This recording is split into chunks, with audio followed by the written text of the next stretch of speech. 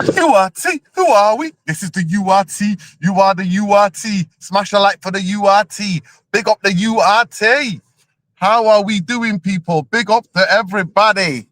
Let's turn us around, people. Let's turn us around. How are we doing? I've just come out of the cinema. We just watched The Running Man. The Running Man. Big up everybody, though, please. Big up Jamie Wayne. Big up. Oh, God. Big up to everybody. Please smash the like. Subscribe to the channel if you're not already subscribed, people. Subscribe to the channel if you're not already subscribed. Well, big up to everybody. I hope you can hear me loud and clear. It's going to be a while before I get back. But if you're there, people. Smash the likes. We're going to be talking about the players we're linked with. Are we hijacking Liverpool's Semenyo? Liverpool target Semenyo. Are we hijacking Mark Guéhi? And are we in for man like Joao, Gomes, if I'm not mistaken? Well, big up to everybody. Love and like. Big up to the people. I hope you can still see me. Please smash the like and subscribe. I'm waiting for somebody to jump on. Hopefully somebody will jump on in due time. Oh, gosh. How are we doing, people? How was your, Wednesday night? That's what it is, isn't it? It's Wednesday night. How was your Wednesday night, people? Because my Wednesday night is freezing. It's literally -0 in Manchester. It is 0. It's ridiculous. It's 0 in Manchester. Seriously. 0! I am absolutely freezing my butt off. But big up to all of you lot. It can't be that bad as Jarvis. You know, Jarvis lives in northern Norway. And regularly, I think yesterday was like -10, -7, -8. So that's what's going on. But yeah, I just went to see The Running Man. Let me tell you a little bit about The Running Man. So I loved the Arnie version, the 1987 version of the Arnie film, The Running Man. It's deeply political, actually. It's a warning about the future and future corporations and governments and about corruption. That's what it's about. And this one, the new version, is quite good, actually. I really enjoyed it. I went with my friend and yeah, it was an interesting watch. So who've seen it? How many of you seen it? And how many of you have not seen it? But I loved it. I loved it. I don't know what the main actor is called, but yeah, he had some funny lines. Put it this way, he had funny lines. And I really liked it. So I'm living my night, what can you say? 80s film nostalgia, you know? That's what took me here. And I didn't think it would have finished this late. I thought I'd be back home in time. But let's talk about the news of what we're talking about, people. Let's talk about it.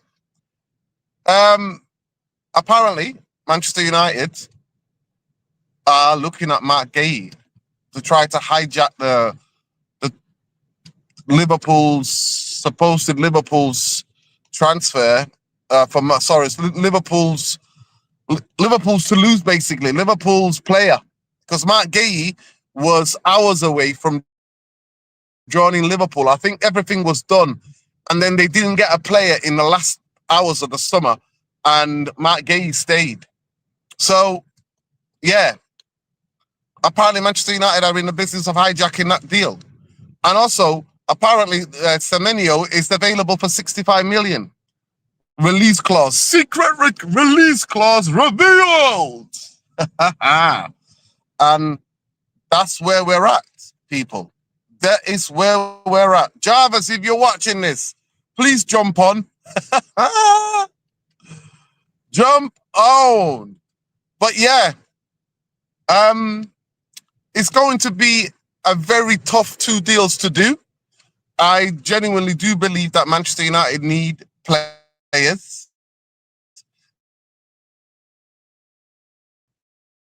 I believe that Manchester United need players because we're going to lose.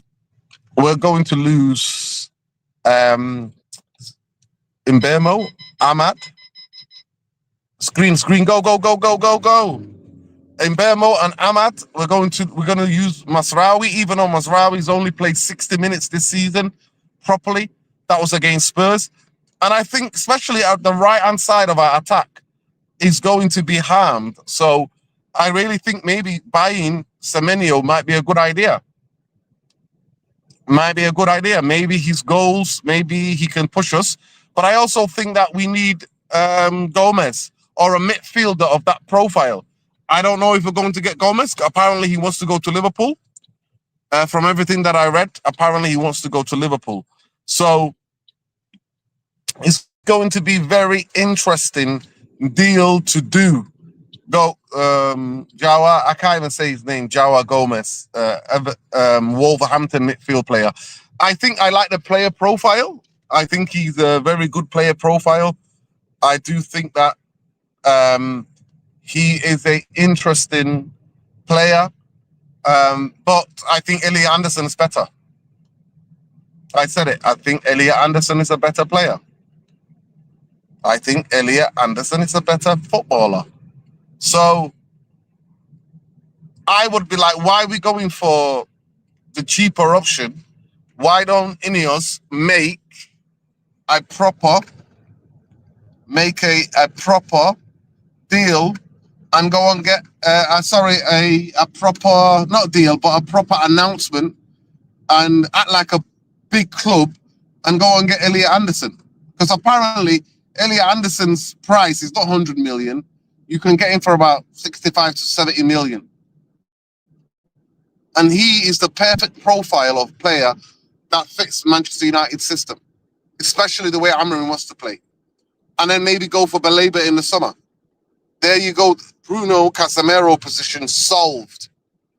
How are we feeling about that, people? I can't basically, if I do that, if I put your comments on the thing, it literally, I can't see myself. Let me just show this. It says here, hi everyone. I'm rating Gueh now. I've been saying it. He's a top class. Yes, Eagle Eye. Big up Eagle Eye football, man. Big up to you, King. Appreciate you. I hope you're well. Sending love. And you and the rest of the gang. But yeah, if Manchester United hijack Gueh, to me, Manchester United acted like a proper football club. Because I'm telling you, he is a proper player. Gueh is a proper player. So big up Eagle Eyed. I can't see anything else in the comments, so please make sure you interact. Make sure you guys are liking the video.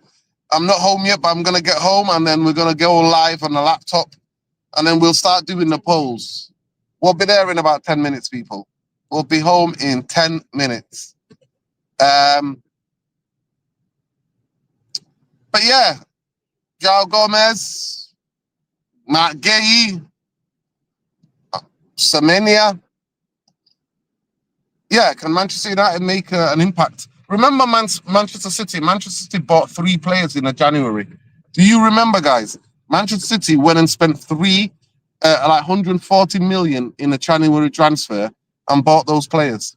Why can't Manchester United do it? What's the difference between Manchester United and this? What's going on, people? Why can't we do it? What are we doing here? You know, what are we doing here, people? I genuinely do not understand. I do not understand why can't Manchester United do what they need to do and go and sign the players that they need to sign to get over that. But they're not going to do it. I don't believe they're going to do it. I'll be shocked if they did it. Can you guys hear me? Somebody's, I think, trying to message me. No, nobody's jumping on. I've only starred one people. So I genuinely don't think, but I would love to be proven wrong. I would love for Ineos and the Glazers to shut me up and go and sign those 3 players that we need to basically to make sure that, you know what I mean? To make sure that Manchester United are doing what they need to do. Big up to you, my friend. Big up to you, Jamie Wayne. I hope you're well. Jamie Wayne say we're shut record. That's the difference. Yeah, that's a big difference. 100%. I agree with you. That's a big difference. Big ass difference between Manchester United and Manchester City is that Manchester United are a really bad run football club. So we're not going to do it. But what gets me, Jamie, please, Jamie, make sure you're getting people to like the video. We're doing this like a wreck and roll. This is the Wild Wild West. We're live on our phone. We're in the car with my friend. And we're here to go home. So we're going to go live and talk to you guys. But Manchester United cannot. We need 2 midfielders. Nobody in the world is ever going to try to convince me and majority of the therapy army into believing what we believe, which is that Bruno and Casemiro are a good enough pair to play in midfield in his system. The guy's sticking with his system. Ineos are sticking with him. The Glazers are sticking with him. So why don't they back their boy and help him achieve what he needs to achieve? That's the question. If you're not doing it for the fans, why don't you do it? Why don't they do it if they're not doing it for the fans? If they're not doing it for the fans, why don't they do it? Yeah, big up to Jarvis, man. Appreciate you, Jarvis. Oh, good to know that you're about, my friend. Big up to you. Sending love. Yeah. But it's going to be a very interesting January. Because we know last January, did they back him? We bought Dogu, if I'm not mistaken. We bought Dogu last January. And Evan, and then they tried to count Evan as a proper signing, but Evan is just a young player. He played a couple of games, but he wasn't a proper signing. Midfielders, and we didn't sign any midfielders in the summer.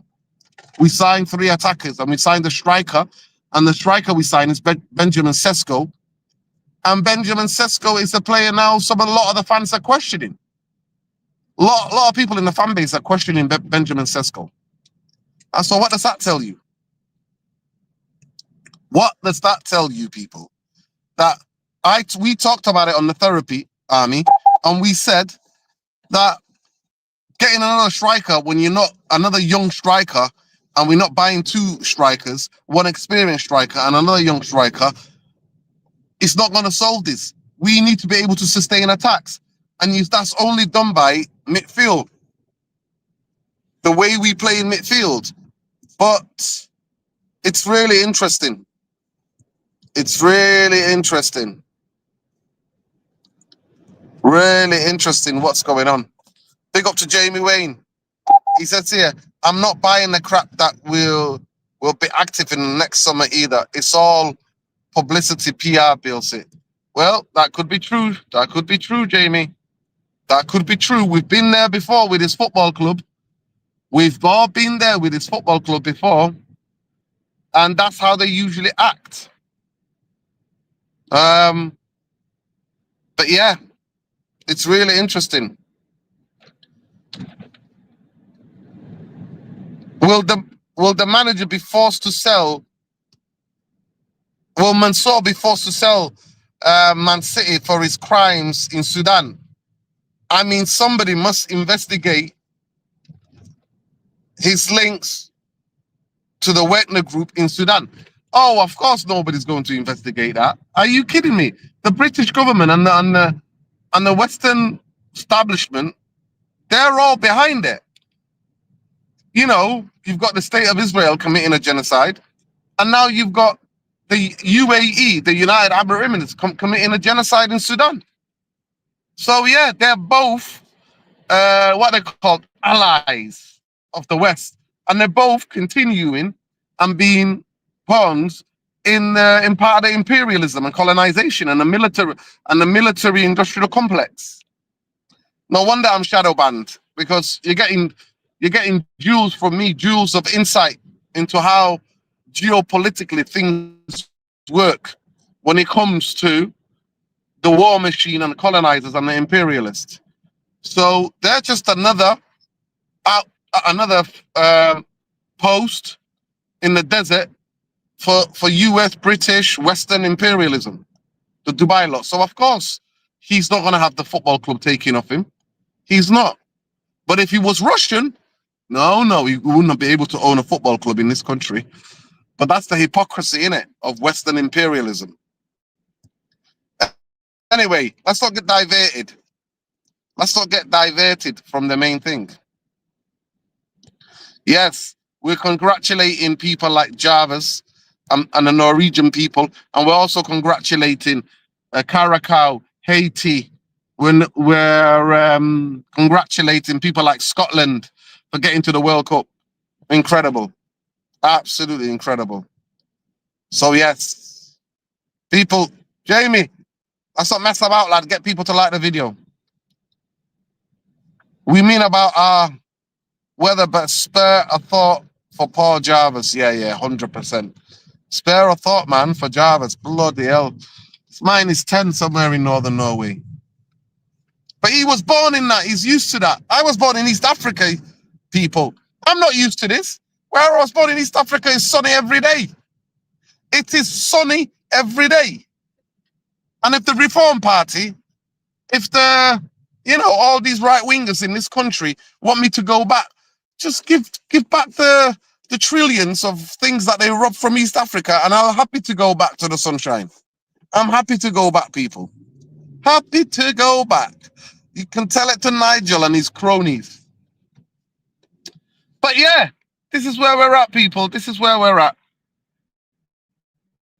I'm shoulder driven by my good friend back home. We're about 2 minutes away. But please smash a like on the video and subscribe to the channel. Usually we would have like 100, 150, nearly 200 people watching. It's because we choose humanity over everything. We choose humanity over everything. And we're now talking about what really matters. And that's each other's humanity. And I feel like the film that I've just gone to see was talking about the same things. It's talking about the same things. But yeah, that's why we're shadow banned, people, and that's why YouTube is doing what he's doing, the madness that he's doing. But we don't care, because we have our humanity and we have each other. We have each other and we have humanity. Yeah, big up Jarvis. Big up, right? Big up Noreen, big up everybody. The next 5 minutes, Jarvis is going to take over the show. So big up and love to all of you lot. Jarvis, take care away. Yeah. Hurry home, Nordin. I'm 2 minutes away. Yeah, no problem. I got this. I want to say hi to everybody. I know Nordin had problems saying hi to everybody. I see Jamie Wayne is in the house. Big up, Jamie. Good to see you, my old friend. You have Irish Pit Terrier. That's Danny B. Oh, how am I going to? It's not my regular setup. So, well, I might as well just do the.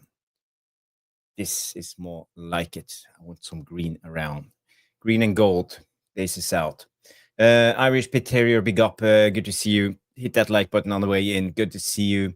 We have Noah coming in. Big up, Noah. Good to see you. Everybody, come on, get your comments in the chat so I know that you are here. We have Jay here. We have Eagle-Eyed Football. We have Cameron. Big up, Cameron. Santinger. Big up the URT. Good to see you. We have Scotty. We have Stephen McQueen. No, Maguire. Stephen Maguire. Sorry, Stephen. I didn't mean to slate your name. We have JP. And yeah, let's scroll down to the bottom. We have VIP Airless coming in, big up, Jarvis, and congratulations again to Norway for qualifying for the World Cup. Yes, that was a big one. I'm super stoked that Norway actually are qualified for the World Cup, first time since 1998. I think you all are aware of that right now. We have talked a lot about Norway the last week, but this is a Man United channel, so I will try to focus on Man United. So first of all, let's talk about the players we are going to mention in tonight's show. And I want to start with Mark Guéhi. Let me do a small presentation on Mark Guéhi, because he's a brilliant player. I would definitely sign him if I were Man United. The question is, do we want to go to do we want to go to Liverpool or Man United? Oh, there I am. I have too many streams going. Let me bring up my presentation on Mark Guéhi, and people pay attention. This is gold. This is gold. Oh, I couldn't get. There we go. So we start on Transfermarkt, and what we see here, Mark Guéhi is a lot of pop-ups. He's born in 2000, so he's 25 years of age. He's born in Ivory Coast. So, but he's English, his citizenship. He started out as a Chelsea youth, and he played under 16, under 17, under 18. So he actually won 2 English FA Youth Cup, and he won the English Youth League winner for under 18s. So as a youngster, he was quite a phenomenon. And I also won the World Cup under 17 with players like, we had United players, I think it was Angel Gomes, and there were one more player who played for that English under 17 team who won the World Cup at that time. So he started out quite well. He went on loan to a lot of different clubs, Swansea, for example. He came back. He couldn't establish himself at Chelsea, so ended up going to Palace for only 10 millions. In today's market, that's a steal for a player like Mark Guéhi. I want to show you his FB referables, his stats. We can go through it also. You see his height. He's only 182 centimeters tall. That's 5'11" and a half, and he's 82 kilos. That's 181 pounds. He's currently on 550K a week. So it's no biggie for Man United. We could easily give him 100K a week and double his wages. So I think it's doable when you think of it like this, like that.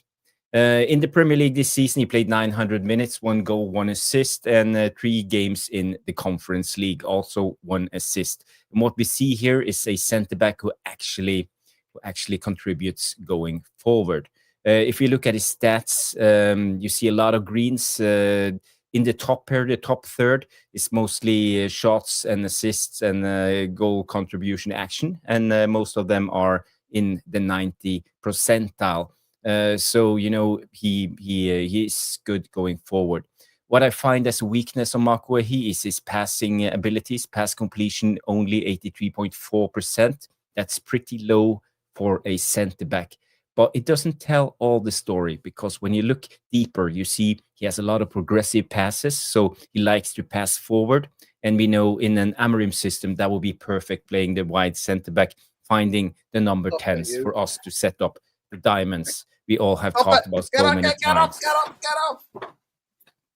And also, we have a lot of progressive carries. So instead of passing, he chooses to carry the ball when he goes forward. Also, when you look at successful take-ons, he's quite a dribbler. So I would say, in a way, he reminds me a little bit of a younger Lisandro Martinez in the way he plays his football. Like to be progressive, he likes to take action, take control.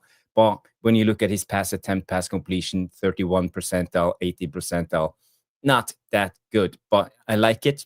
And when it comes to one of his strongest abilities, 1 against 1 defensively, he is a defender who can stand on his own.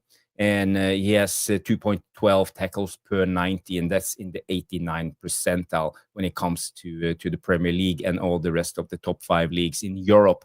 One weakness, his height, only 182 tall, 5'11 and a half, and is only in 43rd percentile when it comes to aerial ones. So maybe there's a small weakness, but I want to show you this, and this is what I find interesting when it comes to Mark Guéhi, because if you look at his heat map, let me share this one.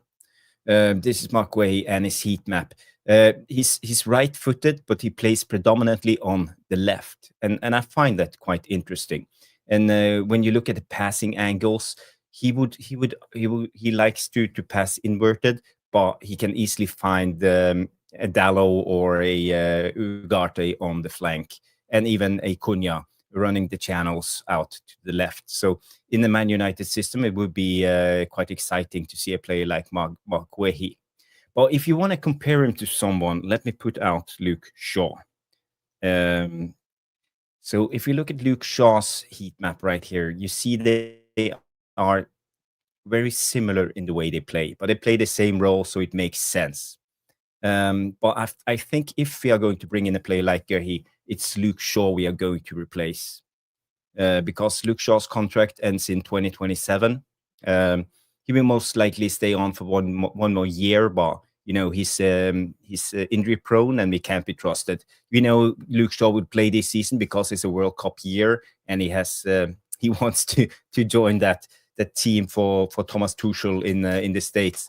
But for me, I think this is Luke Shaw's last season playing as a regular, and bringing in Guéhi would really make sense when it comes to this. So I see Noradin is in the building. So Noradin, what's your take when you look at this heat maps of Guéhi and Luke Shaw? Oh, you're on mute. You're on mute. It's not even a shout. He is way ahead of Luke Shaw. He's more mobile than Luke Shaw. Obviously younger than Luke Your Shaw. mic is quite low. I don't know if you can turn it up a little. 1 second. Bear with me. Can you hear me better now? Let me just bring my mic here. 1 second. Is it better now? Better. You can hear me better now? Now. It's good. It's good. Is it good? It's good. Just have a look at the mic. Yeah, it's good. It's good. There we go. So basically, he's way better than Luke Shaw for me, Mark Guéhi.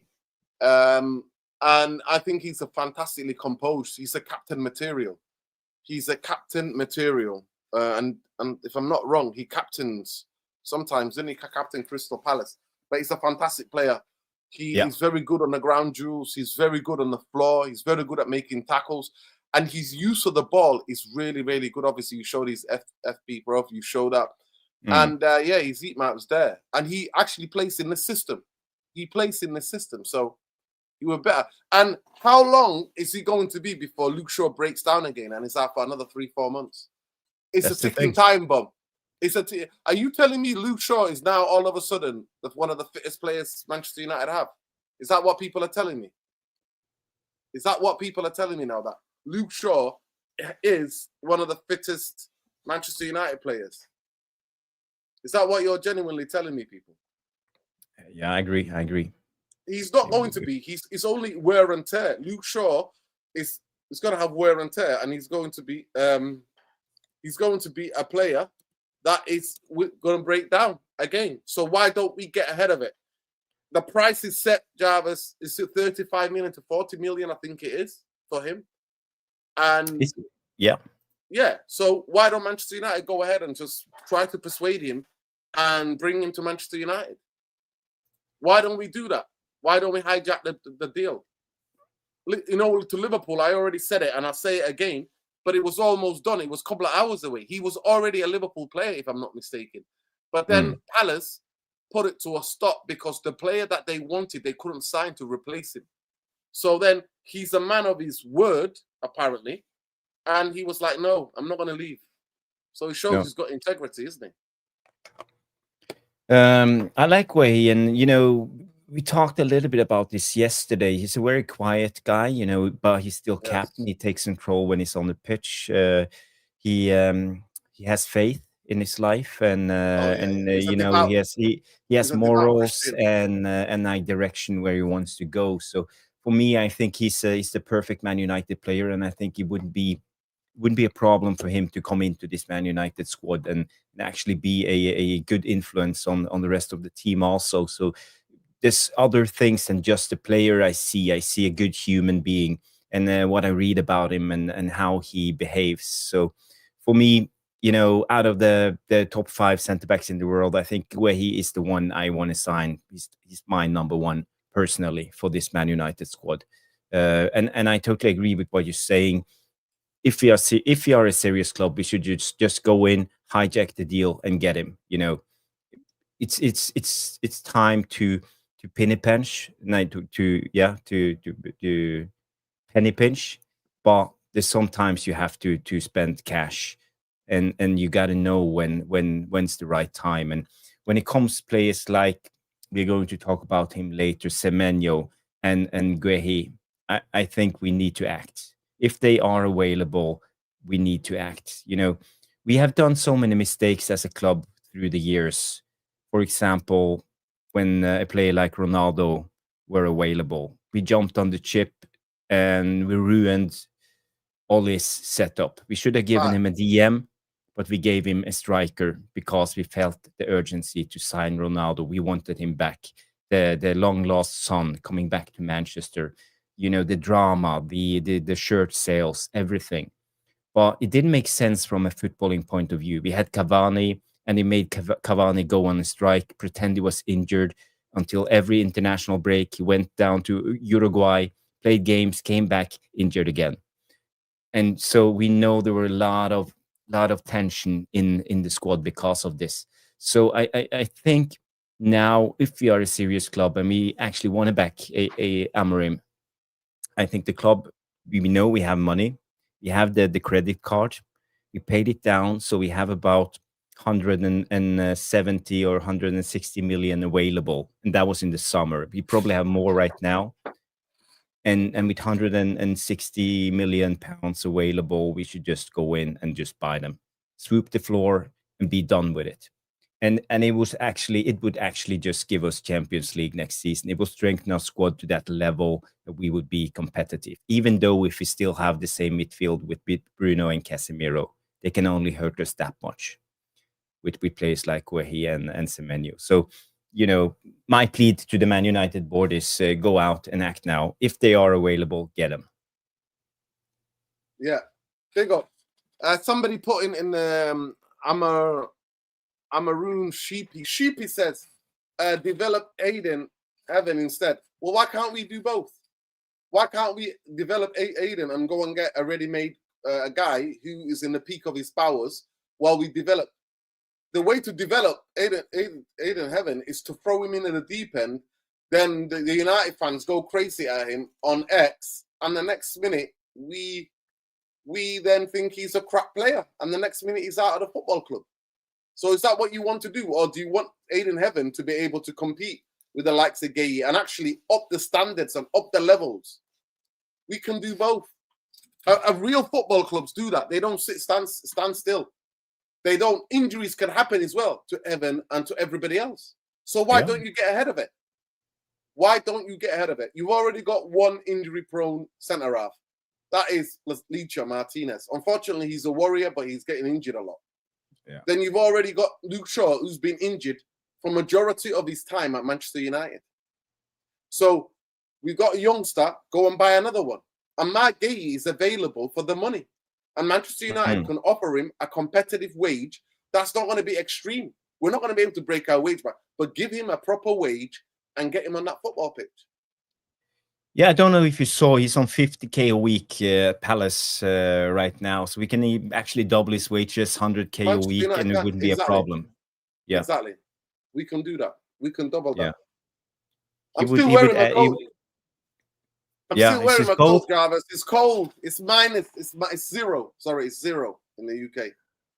I've just been to watch The Running Man. Do you remember the Arnold Schwarzenegger film? Yeah, the old movie. I just went to watch the new version of it. That's why I was a bit late. And I was coming back. Me and my friend went to watch it. Bit of 80s nostalgia.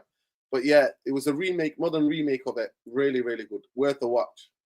Yeah, Worth a watch. The running man. But people, listen, get into the community question, because poll, because we always do polls when we go live.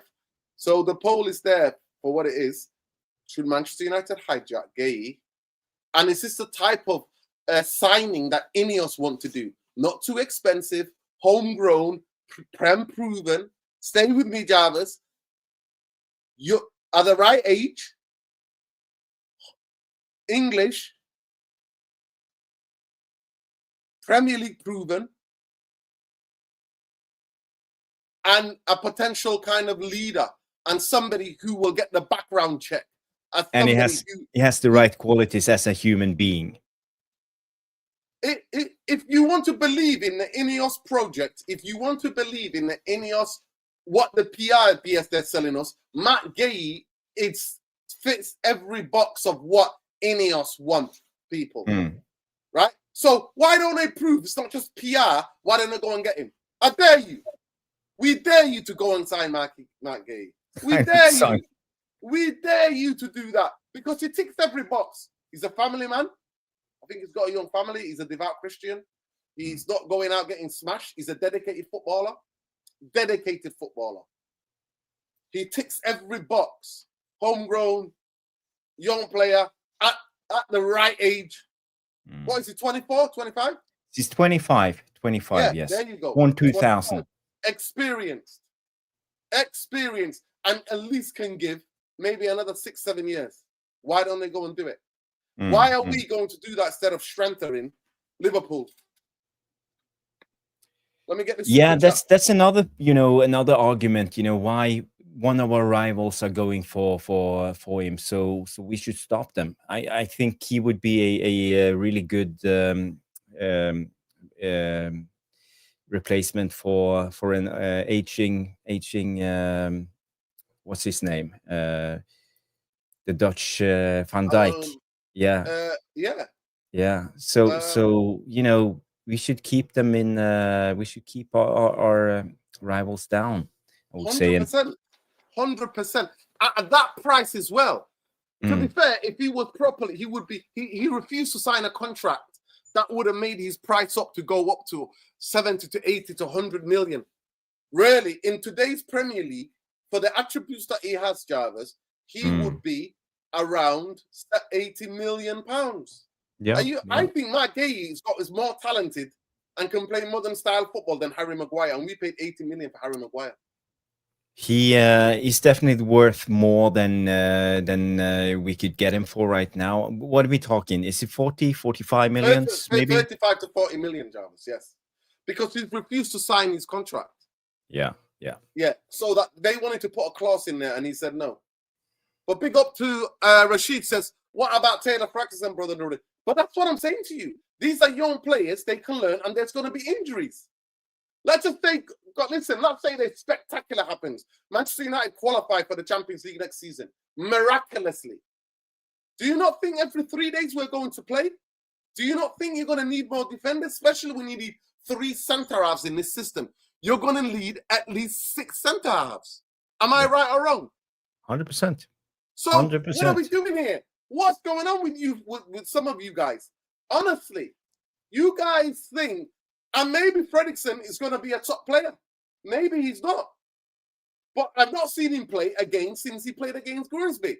And we saw what Amorim... he was set up against Grimsby, Yes, of course. Yeah. We've not seen Heaven as well that much since Grimsby because Amorim is on survival football at the moment. And he's trusting the experienced players. So why don't they go and get him, Guéhi, an experienced guy? If you believe everything Ineos, if you're Ineos bootlicker or sheep, if you believe everything they say, we're the critics of Ineos. We critique them. Yeah? This guy here, we critique him, Radcliffe and the Glazers. We critique them all the time on this channel. But why don't they go and do the deal that makes sense, Jarvis? Why they don't go and do it? Nuruddin, let me ask you a question, and I wanna know the answer from the therapy army to the live chat when it comes to this, because we know Ineos, they are penny pinchers when it comes to money. If we bring in another centre back, we will have one extra centre back in our squad. So at January, we need to rethink our defense. One centre back needs to go if we bring in Guéhi. I think we are at the stage where they want to try to save as many wages as they can, and they will most likely try to get rid of one centre back if we bring in Guéhi in January. So who would it be? Luke Shaw, Maguire, Joao. I think all of them are out of the question. Then we have Fredrickson, we have Heaven, and Martinez, and De Ligt. So one have to go. Who? For me, it's simple. Harry Maguire and Luke Shaw is gonna have to. Luke Shaw will go when he runs out his contract because nobody's gonna give him the contract like that. Yeah, but that's the summer 27. So it's not next summer; it's the summer after. But I refuse to accept that Luke Shaw is over his injuries and he's gonna be fit. So he's not going anywhere. The guy who goes is the one whose contract runs out this summer. And who that is? It's Harry Maguire. He refused to go to West Ham because he was like, no, nobody's giving me that wages. No. So at the end of the day, if you want to believe in the Ineos ruthless project, it's been a pleasure. Tara, take care. That's where we would have to go. Yeah. But if you were Amorim, let's say you were Amorim and you had a chance to pick, you could put one of the centre backs on the transfer list for January. Who would you pick? I would pick Harry Maguire because I think the rest of them can play at least some semblance of high line. He's the weakest link in terms of Manchester United pressing up the pitch. And that's what Manchester United need to work towards, Jarvis. In a way, I agree, but it hurts me a little bit to say it. I think Maguire has special abilities no one else in the defense have. You know, his aerial abilities, his calmness. He can actually come in in injury time, play as a striker, give us extra. Get away! He's trying to scratch everything. Scratch your thing there. Scratch your thing. I've got him this big scratcher, and he's scratching every surface. The couch. One of the things about having a cat, he wants to scratch my bags. He wants to put holes in everything. My jackets, everything. He's an absolute rascal. Get on there, you. That scratcher is there. Get on there. Sorry, guys. This is what happens when you got a cat. Get on there. There you go. He's literally getting on it now. I swear to God, he's getting on it. There he is. Can you see? He's listened to me. He's listened to me. He just got on that. Scolesy. First time. There you go, people. It's the first time they ever listened to me. Well behaved. But getting back, you know, for me, if I were Amorim and if it was my choice, I would be reluctant to sell any of these centre backs right now because I think our defense look decent. I think Luke Shaw is doing well. You know, he's on a high. He's never been as good as he's now for years. Why are we conceding so many goals? Well, let me just finish my train of thought. So if I had the chance right now, I would actually try to make it a win-win. I would keep. We know Maguire is out of contract next summer, so and Luke Shaw only have one more year. So I would count on those two guys be the next one who's out, and I would most likely send both Aiden Heaven and Fredrickson on loan because I think as a centre back you need experience. I would send them to the championship, let him try themselves against physical big strikers in the championship, play a lot of games, and just find out who they really are. Are they good enough for this Man United team? And just keep on for the rest of the season with the players we got. That's De Ligt, Maguire, Licha, Luke Shaw, and then add Mark Guéhi, 5 centre backs. And if need, I would bring in Masraoui to play as the extra centre back. Then we are 6. So I think that will be maybe the solution, and give the youngsters some valuable game time. Yeah. Big up. I don't know what this means. Balls. You said Mark Guéhi crossed the line last December as this Masraoui. Masraoui together is more controversy. No, thank you. I don't know what that means. I don't know what you mean. Please clarify. Okay. I don't know what he means by that. And I'm just saying, let me just get to this. Jarvis, I think the youngsters can be sent on loan. I think maybe to go and get stronger, some of them, to go and toughen up in the championship. I agree. But I think Mark Guéhi fits everything that Ineos. Yeah. Lower price, fits all of the different characteristics that they want. And all they have to do is persuade him and give him a decent wages. For me, some people are saying sell Leacher. You're telling me to sell Leacher, but you want after you gave Luke Shaw all those years. You're having a laugh. You're absolutely taking the biscuit. Well, out of the centre backs we have, he's most likely the most. No, he's not sellable because of the injuries.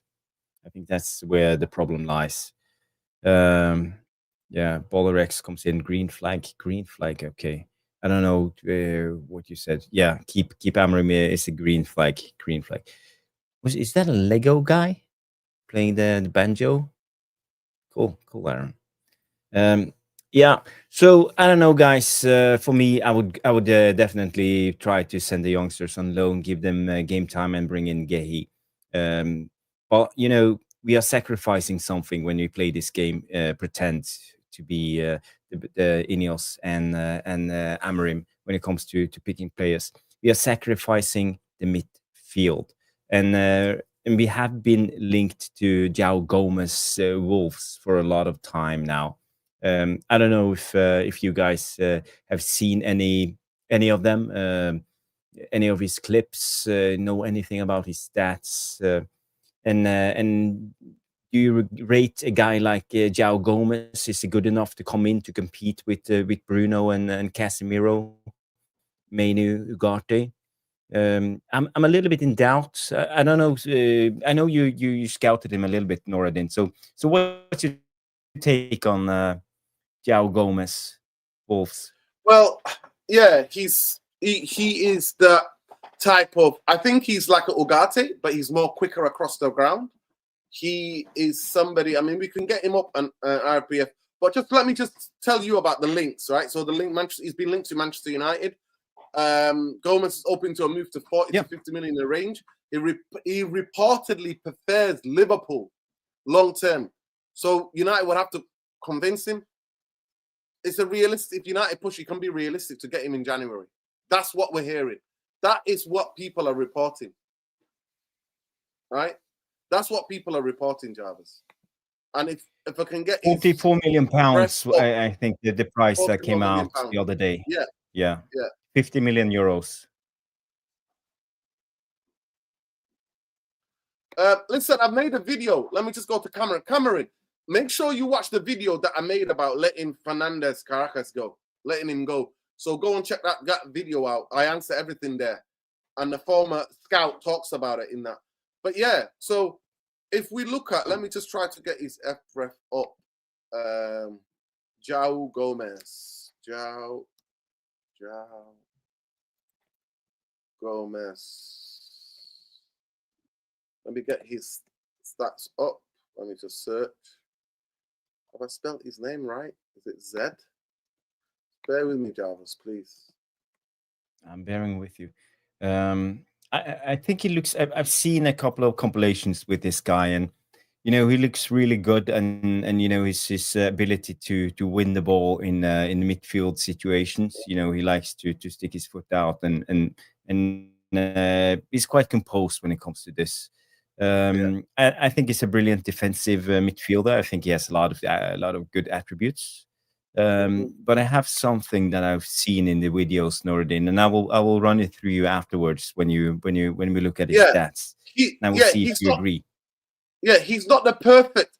He is the type of midfielder we need. But I personally believe these guys are better than him. People like somebody like Baleba, Anderson. Anderson for me is a level up. It's a level higher level up. He's 24 years old, right-footed. And if we get this up, we can have a look. His main things are, look, tackles he puts in, Jarvis. That's his main thing. And he's a ball carrier as well. He can carry the ball. His take-ons are quite deep, and he's got that low sense of gravity. Progressive passes are not bad. Blocks, look, for me, blocks show that you've got an awareness. You've got a certain level of awareness. But the tackles, he is a very competitive footballer. Very competitive footballer. You know, he's not a big assist guy. He's not a big... No. He's not. But look at that, 96 percentile, Jarvis. That's really high.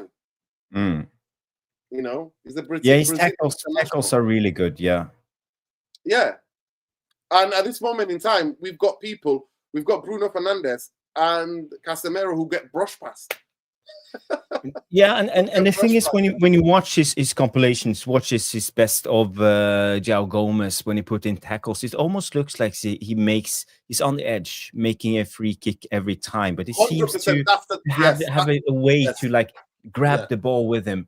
You know, I'm sitting there and say, oh, it's a free kick, but it's not. You know, he just slides in and just steals the ball in a way. So I really like his tackling abilities. It's something else.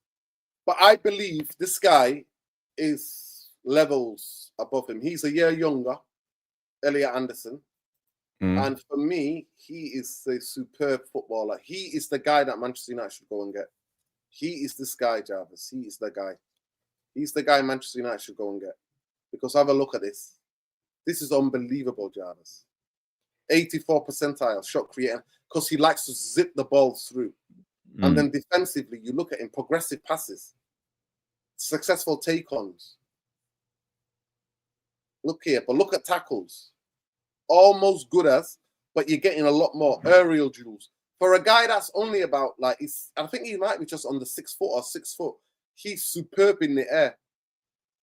Blocks, clearances. He's always aware.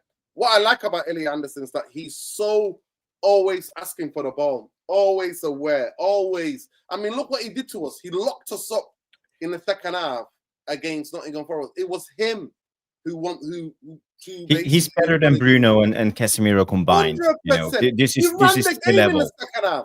He ran the game in the second half, and he locked down our best player. He man-marked Mbeumo, but Mbeumo and Amorim did not communicate for him to take. You should have took him away. Take him away. So that you could have bought Cunha here and Ahmad would have got more space. That's what you do. How come I know that with 2 coaching badges, Jarvis? How come I know that and Amorim and the United players didn't know that? What's going on here? But I think the issue is, as Cameron comes in and say Anderson is going to cost upwards of 100 million. That's a lie. That is a lie. Apparently, there are clauses on his contract for about 70 million. 65 to 70 million people can get him for. That's if you believe Ben Jacobs. He said his thing is significantly lower. Okay. Yeah, because the earlier reports have been somewhere in between 100 to 115 million pounds, according to Nottingham Forest. A lot of journalists have been mentioning those names, those numbers. But you know, Ben Jacobs has been tier 1 this season, especially in the summer. He was spot on in a lot of things. So you know, if we go with Ben Jacobs, 70 million, he's definitely worth up to 80, I would say. But when you push 80, I think you're pushing it. Then you are in the bracket of Bruno Guimaraes and Tonali or other, like a little bit higher. But you know, Elliot Anderson is a fantastic footballer. With comments like this, we're never going back to being a proper football club. Look at this. Nuruddin's waffling. Maguire can't score. Well, that's unbelievable. That's a take and a half, but big up. Thank you for tuning in. You can think Martinez is not good enough, but Harry Maguire has been awful. A lot more than Martinez has been awful at Manchester United. Let's get that right. But why do you say this, Nuruddin? Because for me, you know, what I can see on TV, I think Maguire has been good. He struggles, you know, when you play a high line, and his obvious weakness is recovery pace. But if you look beside that, I think his he's been aggressive. He's trying to push up. I think he's a calm figure in the center of our defense, especially when we are under attack. I think he's good to have. You know, when who was it we played against? Was it the 2-2 game? Spurs. They constantly put in crosses. Maguire just stands there, knocked them out. You know, he's calm. So for me, I'm a little bit torn when it comes to Maguire, because a part of me like him, and another part, you know, I see his obvious weaknesses. Yeah. Hey, hello. I'm on the big screen. Yeah. Yeah, the big head. Is it Maguire slabby? Make your Maguire, please. So I'm gonna go. So make the case for Maguire, Jarvis. Starting now. Okay. I will do this one because I'm not comfortable doing the full screen on my own. I don't know with you guys, but what I'm seeing from Maguire so far this season is I like how he tries to be aggressive. He likes to push up, and he's strong. He's big, and you know, I think it's a little bit over exaggerated when it comes to his pace. Okay, we have a couple of strikers who's much more pacey and quicker than him, but I think he reads the game better. He doesn't look as insecure as he did for a couple of seasons ago. He was a calamity at one time, but you know, his spirit and how he fought himself back into the team is admirable, at least. And okay, he's not a starting centre back, but I think having him in the team gives us a lot of extra because of his aerial strength. And you know, his you know, how many goals have we scored on corner kicks this season, for example? And Maguire is a big part of this. You know, the opposition team, when he's in the 18-box yard line, they put 3 guys on Maguire. Everybody tries to stop him, and it opens up space for the rest of them. So I think he plays a big role in this team still. Is he a guy for the future? No, but I think for the rest of the season, he could be one of the guys who will help us over the line. So this is where I stand on Maguire, and I'm a little bit torn, as I say, when it comes to this. I'm not a Maguire fan, to say the least, but you know, I see his value in this squad.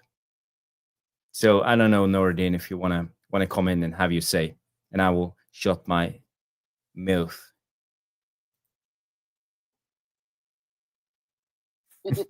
Okay, you make a very compelling case, but for me, I look at where we're going in the future. Where are Manchester United going? Why are we having an Achilles heel we create by ourselves? Why are we having a centre-half that we can't push up? We saw it against games like Brentford. We saw that anything across the ground, I've proven this over the years and years, and I've spoke about it in terms of his body mechanics. Anything around his feet, he takes ages to turn. He's also, if you want to talk about being injury prone, he's becoming injury prone because that's what happens with a wear and tear as you get older as a player. So what are we doing here? His injuries are there. Yes, I'll give you that the redemption story is quite good. Yeah. The redemption story is quite good. But I'm afraid the redemption story is come way too late for me. It's come way too late for me. And the 5-0, the 7-0s, you know, all the players who took all of their heavy defeat, I need them all out of this football club. All of the players who took all of the heavy defeats throughout the years need to leave this football club. It is simple as. And I'm a believer, like this person says here, Shaw, Maguire.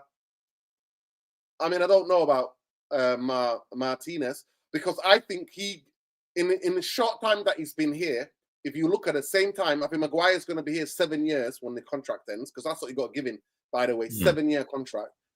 Martinez has done more for me, Manchester United, than Maguire has. Yeah. And people want to get rid of Martinez. I don't know what this recency bias is because he's on form right now. I just want to remind you guys of the Brentford goal that we conceded. That is Maguire. And if you're trying to look beyond and improve with the style of play and how you want to play football, you can't keep going back to that clutch. It's like a crutch.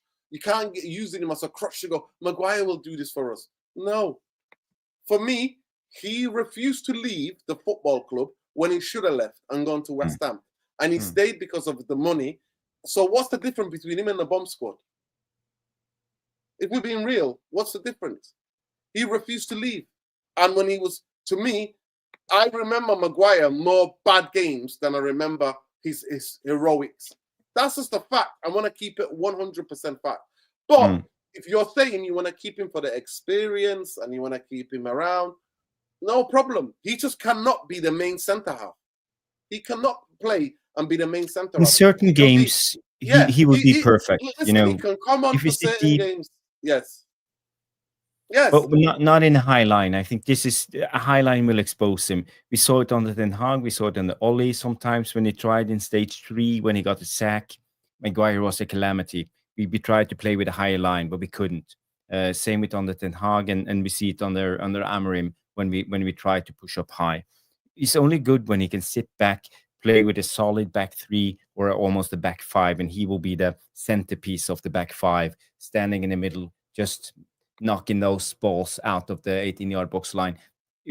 Then it's brilliant, and I think he would have a long career. He will still play in the Premier League for at least 3 to 4 more years. He could do a role in one of the lesser teams, sitting back, playing really good. But I agree when it comes to Maguire. I think it's time. I think this is his last season. I'm okay with it.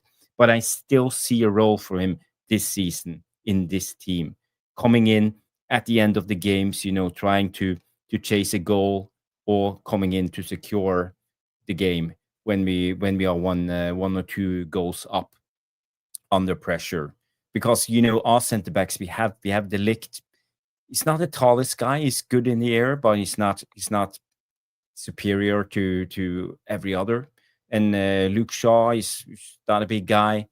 And Lenny Yoro, I think, is a little bit too weak still. He's young, he's inexperienced. So, having a guy like Maguire to come in and help us over the line in crucial moments actually could help us for the rest of the season. And this is just my claim. But, at the end of the season, I think we should say thank him and say goodbye and good luck.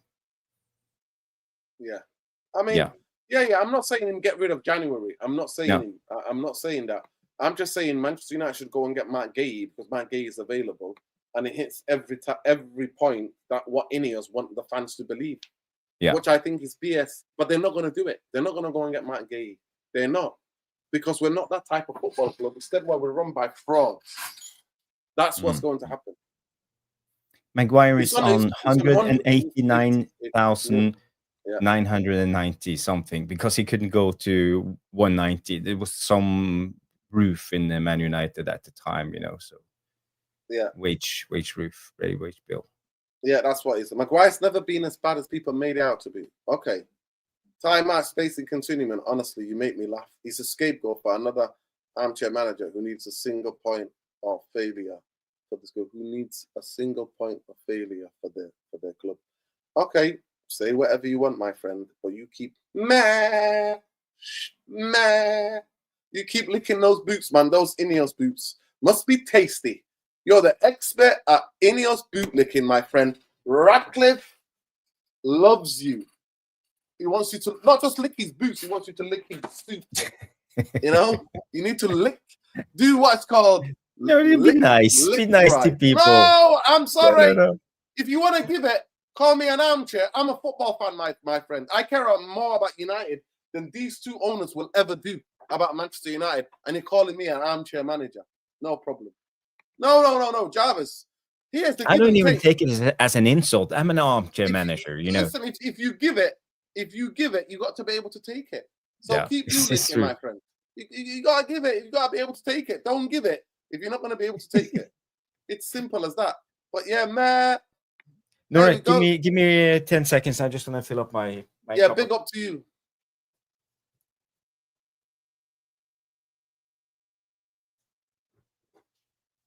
Yeah, okay, sorry.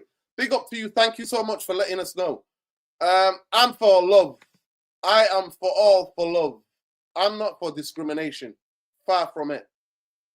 Guéhi upgrades us in every way. Unfortunately, it won't happen because they want Maguire and Shaw to stay. Yeah, 100%. I've got a bad knees, man. I've had 4 knee surgeries, so Radcliffe, most likely he can still do it, but I can beat him in 100 yards, no problem. I can beat Radcliffe in 100 yards. It's not about marathon. I can't run a marathon because my knee is wear and tear. I played football since I was 9 years old. You know, 9. I played football. So my knee, I was playing till my mid to late 30s. I was still playing football, and I played it to death. You know, I played it to death. Do you still have any, what's it called, meniscus in your knee, or is it all gone? I've got cartilage, meniscus, all sorts of things I've done. Yeah. I know all footballers, all of them, there's no meniscus left. It's just bone against bone in the knee. You know, every time you run, it's painful. You might have a say about teams positioning, but in modern football, space-time continuing, in the way that Amorim wants to play, in the way that Ten Hag towards the end wanted to play, in the way that Solskjaer wanted to play, in the phase 3 part of the game plan, Maguire cannot do man-for-man defending on the halfway line. He can't. Like I said to you, anything central and in the air, Maguire is your man. One thing about since Ten Hag got there, he really improved his aggressivity. He really improved in being super aggressive. If you look back, Jarvis, I think before Ten Hag came, he wasn't that aggressive. After Ten Hag, he got stripped of it. He became super aggressive. So that I give him credit for. That taking the thing, the redemption story. But I explained this years ago, and I can't believe I have to explain this again. The biomechanics of his football, anything in and around him, he can't turn. He can't sort his feet out. That's why you see the lit. You see the lit, Jarvis. The lit is very good at sorting his feet out and attacking the ball. He's very good at attacking the ball. Harry Maguire does not win challenges coming in and plashing them because he doesn't have that. He can't push off that. He's too weighed back in his heels. I've explained this a long time. But you know, Nordin, when it comes to the modern game, you know, back in the days when you were covering someone, you were mainly behind them, you know, and being the second defender. But now in the modern days, you're not allowed. You have not the luxury to do that. You have to be almost higher than the one you're covering. And if it's passed, you have to take the run down, you know. So you have to have the ability to move over bigger distances quicker. And this is the modern football. And I think in a way, Maguire is a perfect centre back if he was born and played in the 90s, you know, when you had Tony Adams and Steve Bruce and all of these guys. It would have been a whole different game. It would have been a legend. But you know, the modern game has changed so much when it comes to now, and you see pace how widely. Look at Saliba, for example. You know, it's not about just reading the game. They have quick feet. You know, they have pace. So does Gueh, by the way. So does Gueh, by the way. Gueh. Yeah. Big up Lawani. Hey, big up, brothers. Lawani. Big up. Somebody just asked me a question, so I'd like to answer this. He said, if you had 2 minutes to chat with Jim, old Jim, what would you say? I would say, Jim, get the hell out of Manchester United Football Club. Thank you. Take care. That's it. What would I say? Didn't say 10 seconds, 2 minutes. So you would have had like 1 minute, 50 seconds just to give him the bollocks. No, I wouldn't. He's an old man. You know what I mean? He's old enough to be my father. And I wouldn't insult him to that sense. I would just be like, can you please leave Manchester United? What are you doing? That's all I would say to him. Big up, Lawani. How are you doing? Other than driving into Diaz on the highways of the United States, what else have you been up to? No, today I took the car back, so took the truck back. So everything good today. I took my first load after 4 days. So everything went well. Are the insurance going to pay up? No, I don't want to go. I don't want to file for an accident claim because what happened is the last time I did that 2 years ago, when I totaled my truck, they gave me a good check for me to go buy another truck. But then 2 months later, they just dropped me. That's what they do. They get their money a way or another. So if they write you a big check, yeah, the next time they will drop you. And in our market, it's only 2 of them that operate in our market. So it's very likely you're not getting insurance anywhere else. So the last time they did it to me, I had to shop around for a long time.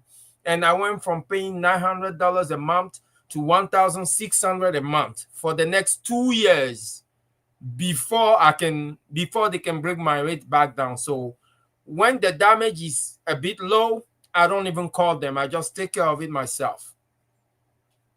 That is crazy. Yeah. Do you see how the game is so rigged? So there's Yes. only 2 insurers Yes. who can Yes. insure the truckers. 2 Yes. only. So Only they got 2 monopoly. of them in our market right here. Only 2. So I'm guessing even both those 2 insurance know each other. Like it's probably the same parent company. So if you have an issue, they share datas. So you'll be shopping around until you're tired. The only way I was able to get another insurance is I accept to pay a higher premium, and that's it. So it's a mafia they're running out here. So imagine you're getting an insurance because in case you have an accident, they should be able to cover you. No problem. That's the only reason. Otherwise, we don't need any insurance. But then you get an accident and they won't cover. They will cover you, but they will get their money back a way or another. So it's all right. Yeah. Terrible. Big up. We're talking about Gueh, so we just wanted to get your 2 pence. He fits every category that the new Ineos structure are a fan of. Background check, clear. Devout guy. Pace, right age, experience, similar age to Cunha and Mbeumo and these guys. Premier League proven. In the market for around 35 to 40 million. He's on 50 grand apparently at Crystal Palace. So we could double that and more. And why don't they hijack it? And we need a centre-half. We don't believe Luke Shaw is going to stay fit. It's been 11 games, people. He's going to stay fit in the long term. Harry Maguire has had his injuries. Leach has had his injuries. Why don't Manchester United move? What do you think about Mark Guéhi as a player? I rate him. He's an England international. He's Premier League proven. He have all the right ingredients, right? But my only question is, I think in that Crystal Palace, if I'm not mistaken, he played in the middle of that 3. If I'm not mistaken, No, he plays on the left side. He plays on the left side. So yeah, the Luke Shaw role. We're looking at replacing Luke Shaw. He'll be a fantastic replacement, actually. That will only serve to strengthen our defense. So he's welcome here. He's welcome at the right price. I think he'll be a fantastic signing for the system. I don't see any issue with that, honestly. If that's the way we're going, no issue. Yeah, I agree. Go ahead, Jarvis. Agree. Yeah, No, because I'm worried. Yeah. I was worried. I don't know who he was going to bench because I thought he was playing in the middle of the 3. And in that case, I'm worried about Delete. If we're going to bench Delete, or it looked like it's not going to be the case. So now that means they are not relying on Licha then, right? So that means Licha is probably they're going to let him go. But either way, whether it's Licha or Luke Shaw, we need a left side center back. She's welcome. Will be a good addition. I have to say I haven't studied Guéhi enough to see his passing patterns. You know, he's right-footed on the left side. If he can actually do it, I see someone in the chat mentions he's both-footed. So if you can do passes with both foot, because you get an awkward passing angle if you play on the left and you have the right foot when you play out from the back, because you got to remember these wide center backs in this Amorim system. They are the playmakers. You know, we talked about this over a year ago when we brought Amorim in and how he sees his center backs. You know, So for me, I need to see more to understand. I don't know if any of you in the chat or you guys know seen his passing abilities. Is he two-footed or is he right-footed? He is. I think he's 2-footed. I've seen him pass with the left and the right. Yeah, I'm glad you brought out the passing range thing, because definitely he's a good passer of the football. Very good passer of the football. Because the way Glasner deployed his system, I think he give more option to the center backs than Amorim. Because on the left side, Tariq Michel stay all up, and I remember Eze used to drop way down, be almost below the center line, and also either is Huge or Adam Wharton are also an option. So in Glasner system, you have probably like at least 3 options in front of you, plus the other pairing. That's also an option. That's at least 4 options. But with Amorim, if he is called to play a lot more long ball and direct ball straight from that position, I don't know what his passing range is in terms of long ball, but it's something that will be interesting to see. I'm actually checking his stats right now to see if this. I can get it on here now. I can get it on here. If we can find his passing. 1 second, Jarvis. Well, no, not his passing stats, but his passing map. Range. I want to see right foot, left foot range. Yeah. Let me just see what he says about his passing. Mark Guéhi. There we go.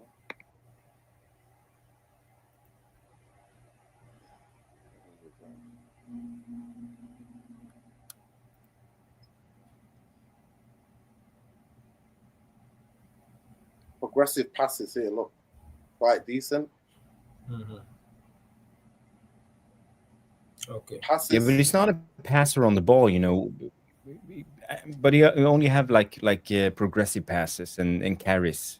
Yeah, we still need to split those progressive passes by short range pass, long range pass, because now we don't know. A progressive pass can be a 5-yard pass. Yeah, forward. but he doesn't thrive in any of them.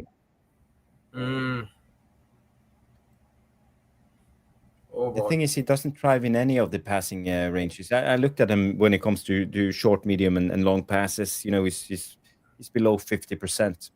So I think this is what I found. A concern when it comes to him. Now, if we compare him to Luke Shaw, what we already has, or we compare him to Lisandro, what we had, okay, what is the difference? Let me just tell you what I found. Right, Mark Guéhi's passing 25-26 Premier League through 10 stats in 900 minutes for Crystal Palace. Guéhi is heavily involved in the build-up play with 50.7 pass attempts per 90 minutes. Yeah, and his overall pass completion is 81.1, 85.1. Short passes, he is 92.7. Medium passes is 91.6. Long passes is 52.0. Progressive passes is 46. Passes into the final third, he's 41. Key passes, he's 7. But then he's that far away, really. Passes into the penalty area, none. And he's only got 1 assist, I think. 1.1 assist XG. Okay. I'm looking at the long passes. The start on the long passes. Yeah. So let me just carry on 1 second. This is what the analysis says about. Gueh is very comfortable in possession, excellent as short to medium range. 90 point equals 93 completion. 91 to 93% completion. What makes him calm, reliable. His long ball accuracy is weaker. He attempts decent volume, 7.5 per 90. So he gives the ball away more than elite ball centre-halves like Saliba, Van Dijk, Konate, who sit at 90% overall. His lowest overall completion, lower overall is 85, comes from ambition. He ranks highly in progressive metrics. Recent analysis from the mid-2025 report on prior season puts him 98th percentile for through long balls, 75 for switches of play, and 71 for long pass volume among centre backs. He loves playing long diagonal line breaking passes, which fits Palace transition style under Glasner, but costs accuracy. Okay. So it says here at the bottom line, it says genuinely, but Gueh is a modern centre back. His passing is net positive because of his risk reward. He moves the ball forward effectively and creates danger for high XG throughout ball numbers. If he played more possession dominant side, his overall percentage will climb into the 88 to 90 range easily. As it stands, he is one of the best, better ball progressing centre backs in the league, even if his raw completion numbers doesn't look elite on paper.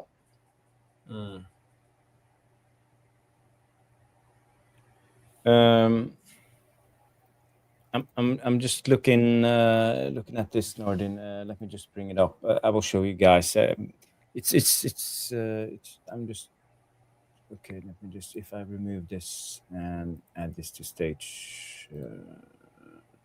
Okay, let me add to stage. Sorry. If you look at the blue dots, this is Crystal Palace against Liverpool. Palace won the game 3-2. All the blue dots are passes made by Mark Guéhi, and this is with his right foot. He made 80 passes that game, and I will say about 50 of them were on his right foot. And when you look at his left foot, this is his left foot passes. So predominantly he passes with his right foot, but you see clearly can do both feet. So I would by rating him by this 100%, he's a two-footed centre back. He could easily play both right and left. If you look at other players who's only like one-footed, you could see it's more like 90-10. But with Guéhi, it's like maybe 60-40. Yeah. People, please like the video. Subscribe to the channel if you're not already subscribed. We're shadow banned because we shout for humanity. The least you could do is like the video. That's all the least you could do is like the video, please. But Norin, I wanted to talk a little bit more about Joao Gomes, because I looked up in a couple of compilations, and what I see when I look at him, he's brilliant when it comes to winning the duels, putting in tackles, being the defensive guy. But I have a couple of worries when I looked at the videos, because when he receives the pass or when he wins the ball. Big up Saeed for the raid. Big up Saeed. Big up Saeed. Thank you for the raid. Somebody's taking the piss. I don't know. But we have 97 people watching at the moment, so big up everybody. I just wanted to say, when you look. Oh, you want to do the super chat before we go to the? Big up URT. Yeah. We are the URT every day of the week. F the Glazers, F Ineos, F Mason, Injury Pro Mount, Free Palestine, Sudan, and Congo. Oh my God. Big up Hype. Skating Gang, big up to you. Appreciate you. Love. Carry on, Jarvis. Yeah, I was going to say, if you look at his compilations, when he receives the ball, he doesn't take a touch away from the player with his first touch. He stops the ball.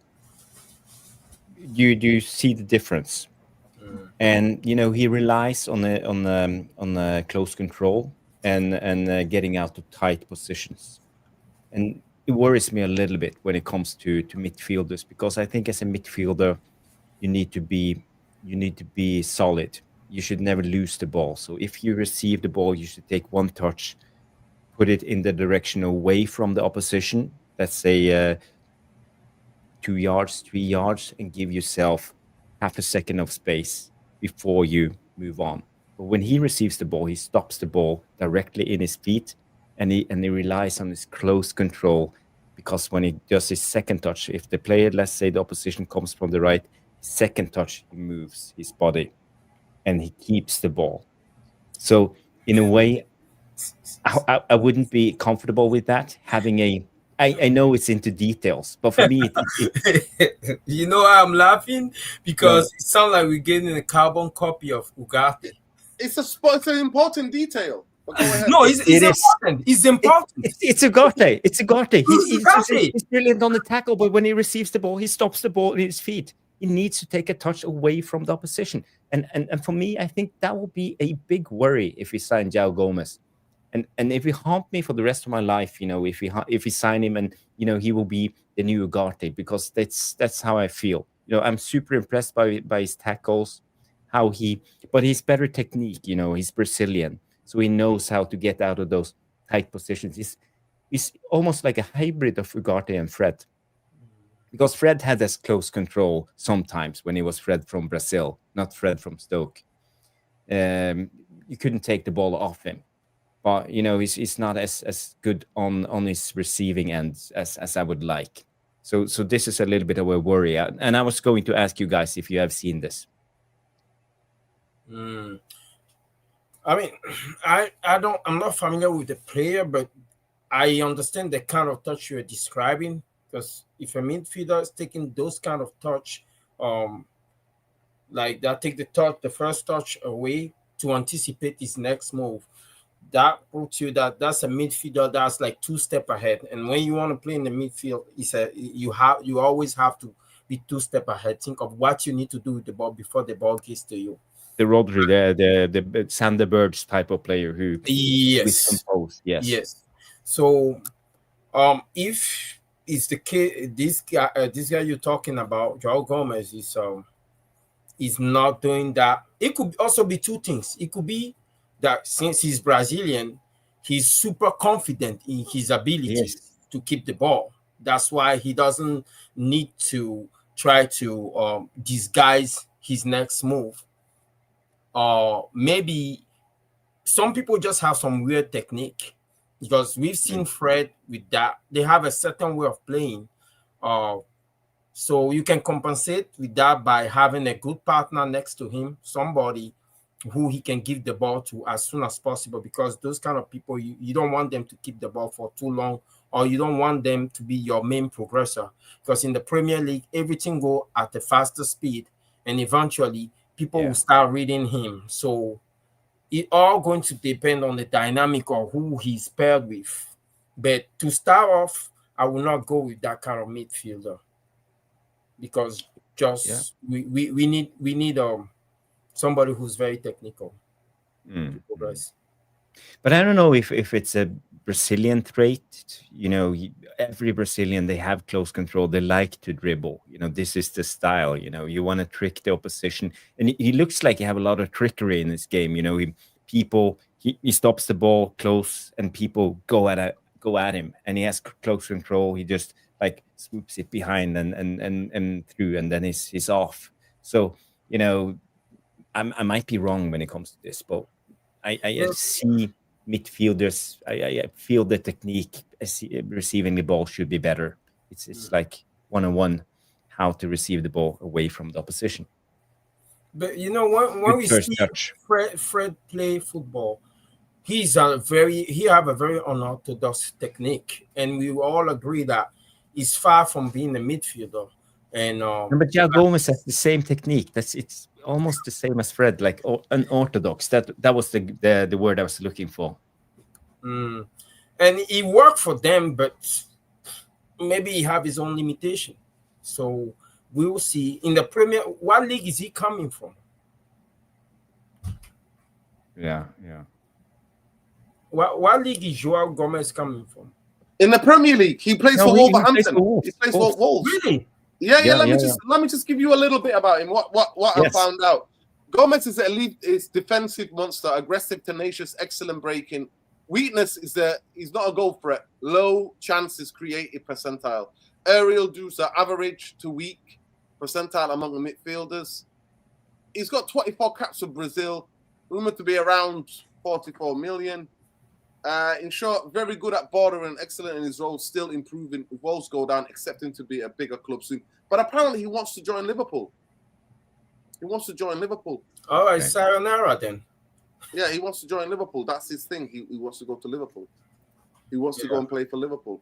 But apparently he's also best friends with Cunha. But in terms of what they think he is, they're saying that he's similar in terms of Conte and Casemiro in his prime, but it's not the finished article yet. His defensive metrics consistently rank in the top 1 to 10% of league wide in recent seasons. So, but yeah, to me, we need somebody on the ball. And yeah, I owe an apology because I thought he was injury prone. Sanderberg is the player to go and get for Manchester United. To me, the best 2 players would be Sanderberg and Elliot Anderson. Yeah, 100%. They would really complement each other. Wait, so you give up on Baleba? I don't give up on Baleba, but I don't want to even play 2. I want to play 3. I want to play 3 in midfield. But the I like Baleba. To me, Baleba and Anderson will complement each other as well, like a glove. Those 2 will complement each other. But if you were to pick one, Elliot Anderson for me, because Baleba is another guy who's going to go to AFCON every so many years. Yeah. Unless they make the AFCON in a summer tournament. okay. Yeah. So we're looking for Elliot Anderson. Elliot Anderson, for me, I showed it on FB Breath. He is the way ahead of everybody else. His stats are incredible, Luane. His stats. Look, let me just show you quickly. Elliot Anderson, this is what Joao Gomes is, yeah? Look at the metrics, yeah? This is what his things are. Oh, why is this always doing this to me? Right, look. This is Gomes. He's fantastic tackler. He's 96th percentile, yeah? But in terms of creativity and doing overall control and the tempo of football, he's nowhere near. Blocks are quite good, but his tackling is incredible. But he does get a high volume of yellow cards because Jarvis explained before, and I've also seen it. He looks like he's going to foul, but then he nicks the ball. Like he does it. He does. What I like about him, he doesn't go to ground a lot, and that always is a good thing for me. But I like midfielders who don't go to ground and are sliding all over the place. But Elliot Anderson is levels. It's absolute levels of like what it is. He is levels compared to him. He's 1 year younger than him. But look at Elliot Anderson. Look, he's a creative man. He likes to play through the lines like Michael Carrick, but he's more aggressive. Look here. And the tackles there, 89. Look here, aerial duels, monster. Physically, he's a physical monster. Blocks, clearances. But the most important thing is these things for me. Like his pass completion 71. Yes, but I think you can improve. If you play with a lot of better players, you would improve. If you're playing for Nottingham Forest, you're not going to improve because you're not playing with better players. I'm a believer, Elliot Anderson, if he went to City, if he went to Liverpool, Arsenal, he would go up levels. I don't know. I just think pass completion is something that is depending on who you're playing with or the system. The point is personal, you know. Either you're a good passer or you're not. But I'm not saying. No, but the levels would go up. The better players you play with, the better training you have, the better more on your game, the levels go up. Roy Keane wasn't the Roy Keane when he was at Nottingham Forest, if you remember. He came to Manchester United and became Roy Keane. Are we right about that? He had talent. Yeah. He had raw materials, but he was raw. He came to Manchester United, the levels went up, and he became the player that he is. I'll say to you again, at West Ham, Declan Rice was a good player. Arsenal is a top level player. Because when you go to big clubs, some people either sink or swim. But to me, those clubs are stable. Manchester United is not that stable. That's the only worrying thing. And that's why a lot of players sink at Manchester United. Yeah, who am I to say anything about that? Because we are handed McTominay out. Look at him now. So, well, no, we didn't play him in his right place. To be fair, we always made that case on this channel. We were honest about it. He's never been a number 6 to play 2 in midfield. McTominay's never been about that. McTominay in the youth team was about goals. McTominay was about crashing the box, and that's what he was. And last night, to be fair, he scored one of the best goals he will ever score in his career. It's not even about the goal Yes. for me. It's about the celebration. We used to have a McTominay that was shy. Now we have him scoring a bicycle kick, and he's doing this. Like, what's up? You know. Somebody let me know in the comments what you think. He said, "Where is my mother?" Or he said, "What? What did he say?" He's either said, "Where's my mother?" Or he said something else like, "What are we worried about?" Or something like that. Yeah, that's what he was said, mouthing. What are you guys worried about? It's me. The level of confidence is crazy. The difference in personality is crazy. Yeah. I don't know, Nordin. Are we going to spend a little bit of time talking about the Semenyo or? Yeah. Let's talk about Semenyo. Let me get his FB things up. Semenyo. Let's go through Semenyo and look at him.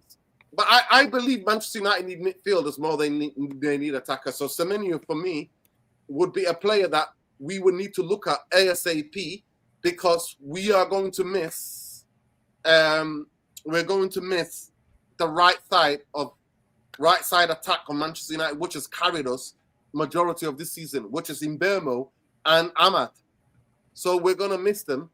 But how do you see Semenyo? Is he just a forward, versatile, or is he just predominantly right?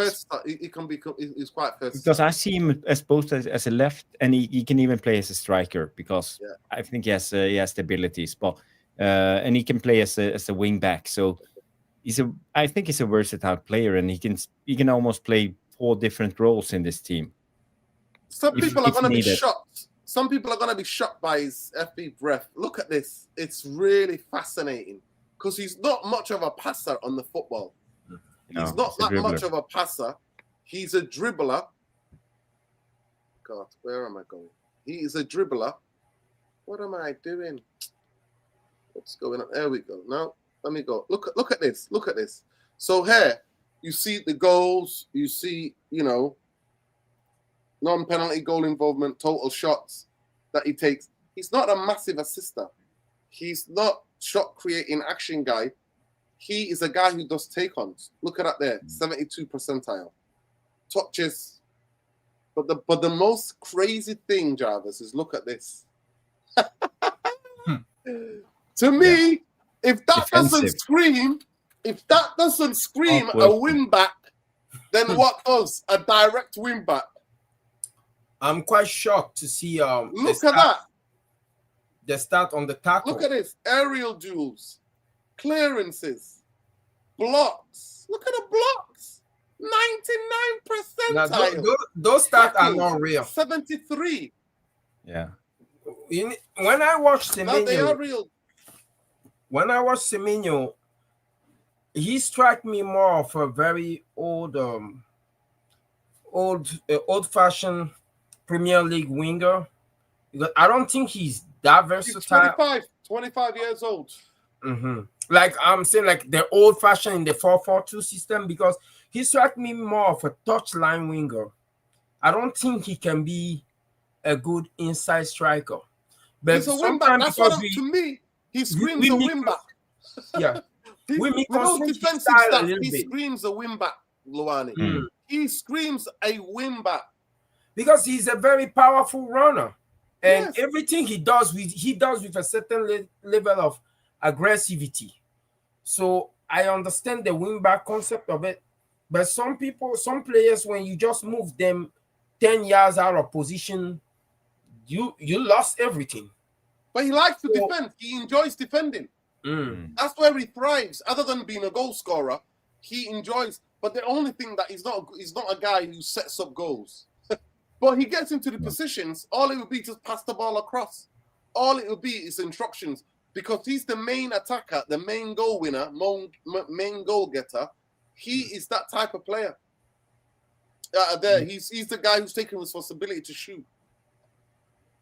If I were to bring him, I don't think we need him. I think he's a great player, but I don't think we need him, because if I were to bring him into this team, I'll just tuck him on the left side and have him wreak havoc like Doku does for Manchester City.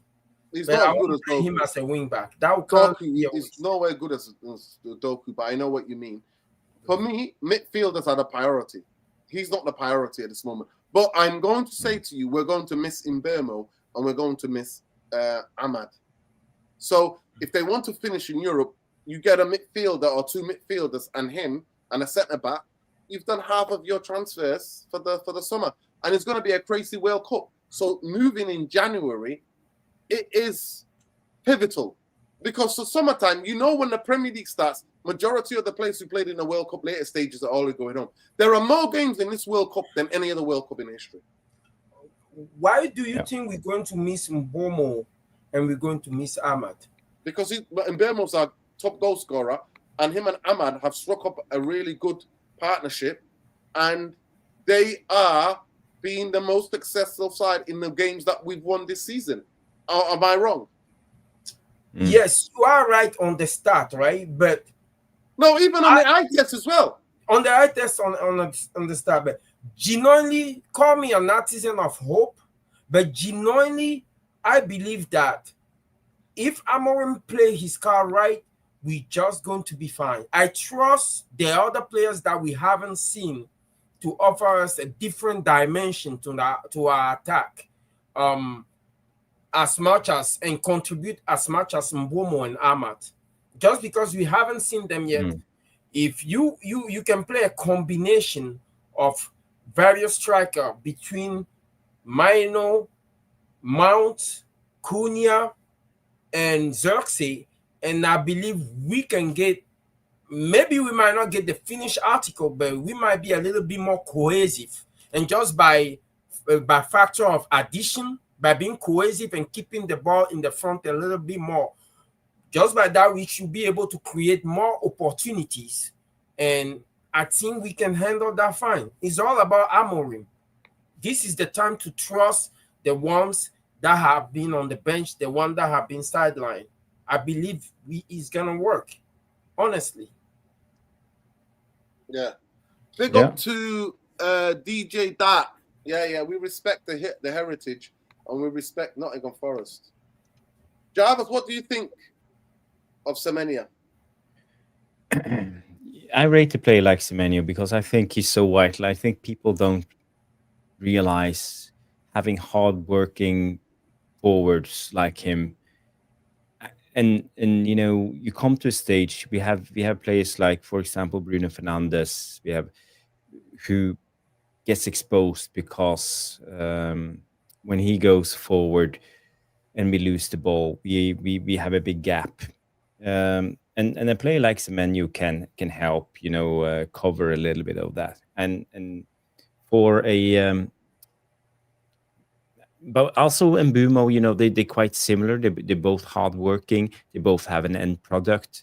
But I think the versatility when it comes to him, for me, if we sign Semenyo, we won't sign another striker, you know. But I'm willing to take that, you know, because I'm willing to. I know it's not your favorite thing, but I'm willing to let both Mbeumo, Semenyo, and Cunha interchange into the 9 position, because they both all can do it, and I think it will give us a very versatile, fluid attack, and it will be hard for the opposition team. And they will all work super hard. They will win back the ball high up the pitch and will allow us to try to dominate teams. Because I think if at the end, that's the end result for Amorim. We want to dominate team. We want to put them on the siege and dominate them 100%. You know, we didn't win like 40 games in a row with the Sporting without trying to achieve this. And also, you know, I think it will be super hard to play against us. You know, the old United, as I remember, back in the 90s, we have hard men, you know, hard players, starting from the top. Eric Cantona, we had Mark Hughes, Brian McClear, we had Paul Ince, Roy Keane, Bruce Pallister, Dennis Irwin. All of these players, you know, they weren't joking when they were playing football. They gave everything in every tackle, and you know, there were no slacking around. So I think both players like Guéhi, like Semenyo, I think they can come in and strengthen this team. Maybe it's not the right profile, Semenyo, but I think we can make it work. You can always make it work for good players. Look at Real Madrid. They have always done this. How many number 10s can they actually put in a team and make it work? But they can. Barcelona, same. So I know football is different now, but I think he could come in and be a part of this team and actually strengthen us. And we also got to remember the end goal is for us to not just qualify for the Champions League. We want to win the Champions League. We want to win the Premier League. And Semenyo is a piece of the puzzle. We have to rely. We have to rotate the squad. We have to play a game every third day, every fourth day. And if you want to be serious, we need squad depth. And it's not squad depth if we put in Xerxes for Mbeumo. It's not the same type of player. We need like for like who can come in and do the same role and perform when needed.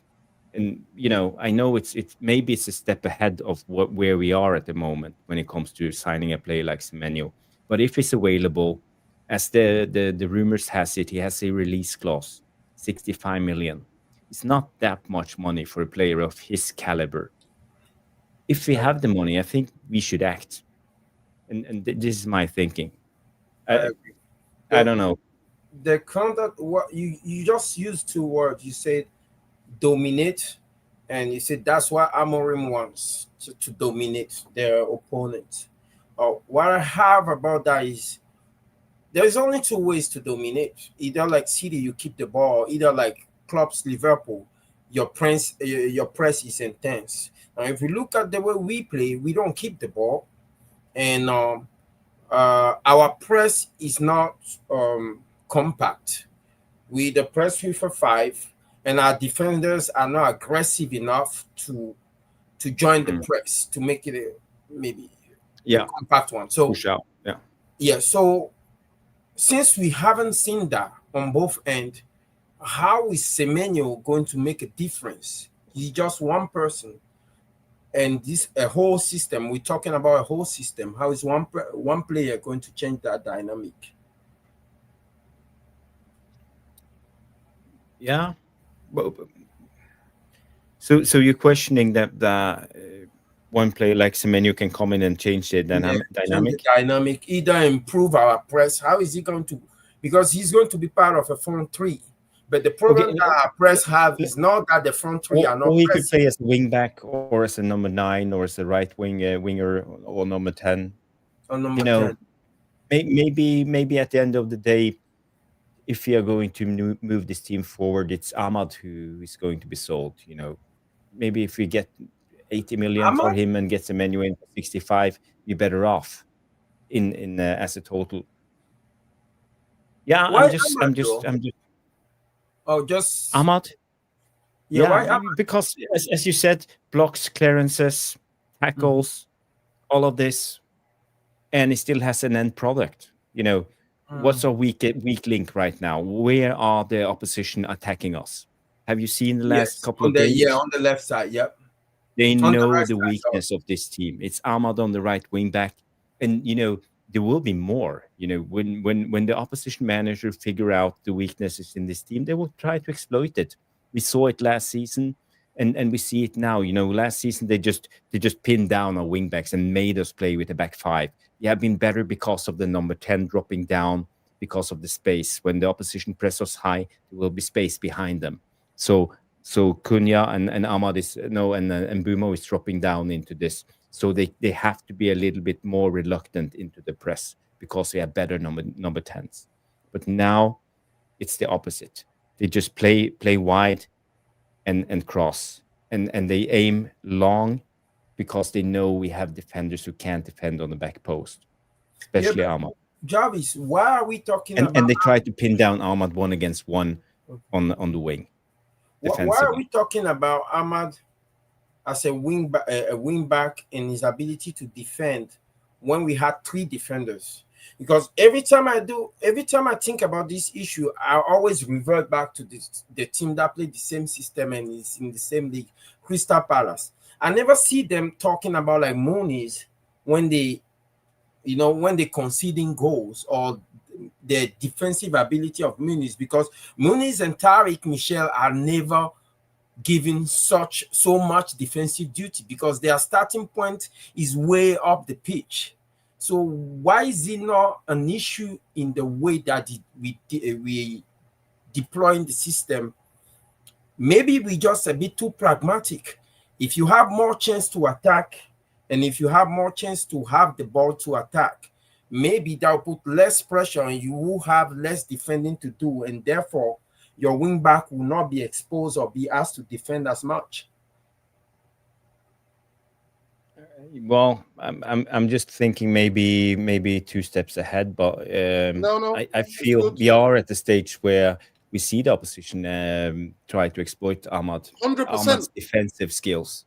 Facts. Players have come out and said, people have come out and literally explained how they overrun us in midfield and how they're targeting Ahmad size on the back, on that side of the corner. But listen, for me, Semenyo, attackers are not the priority at this moment in time. My main priority is the midfield, because nobody will ever tell me with what I see with my own eyes the level of the weakness in terms of stamina of Casemiro and Bruno. Even though Casemiro's been decent this season, it's shocking still, the physicality, the lack of it.